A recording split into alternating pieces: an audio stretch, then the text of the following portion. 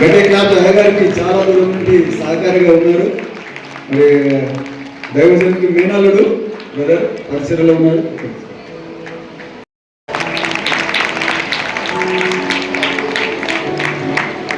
అందరూ దేవుని బిడ్డలు సహకరిస్తారని మనం చేస్తున్నాం.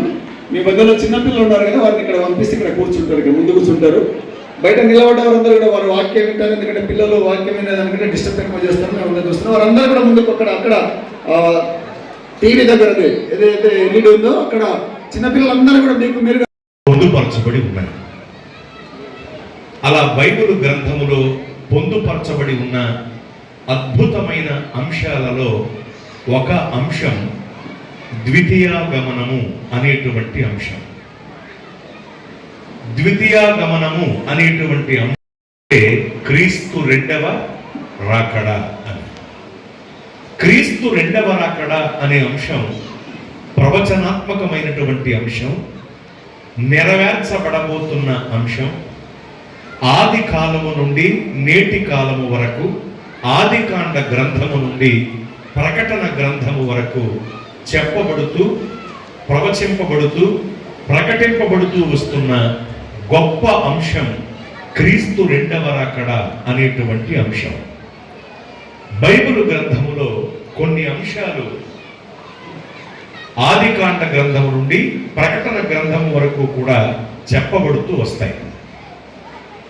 అలా చెప్పబడుతూ వచ్చిన అంశాలలో ఒక అంశం క్రీస్తు రెండవ రాకడ. మీకు తెలియటానికి చెప్తాను. ప్రార్థన అనేటువంటి అంశాన్ని మనం తీసుకుంటే, ఈ ప్రార్థన అనేటువంటి అంశం ఆదికాండ గ్రంథము నుండి ప్రకటన గ్రంథము వరకు కూడా మనకు కనబడుతుంది. బలి అర్పణ, రక్త ప్రోక్షణ అనేటువంటి అంశాన్ని గనక మనం తీసుకుంటే, ఈ అంశం కూడా ఆదికాండ గ్రంథము నుండి ప్రకటన గ్రంథము వరకు మనకు కనబడుతుంది. ఇలా ఆదికాండ గ్రంథం నుండి ప్రకటన గ్రంథం వరకు కనిపించే, చెప్పబడుతూ వచ్చే గొప్ప అంశాలలో ఒక అంశం క్రీస్తు రెండవ రాకడ అనే అంశం.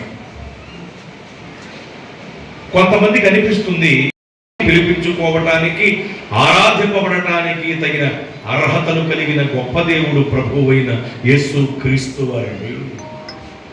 గొప్ప దేవుడు. పూర్వంతించ వినాశంచ భూతనామగతించ వ్యక్తి విద్యాం విద్వాంసరమాభ్యో భగవాంతి అన్నారు. దేవుడంటే సృష్టించుటకు, సంహరించుటకు తగిన శక్తి కలిగి ఉండాలి. భూత భవిష్యత్ వర్తమాన కాల విషయములను ఎరిగి ఉండాలి. ఈ అర్హతలు కలిగిన వారే దేవుడు అన్నారు. ఈ రెండు అర్హతలు ప్రభువైన యేసు వారిలోనే ఉన్నాయి. ప్రభువైన యేసు వారిలోనే ఉన్నాయి.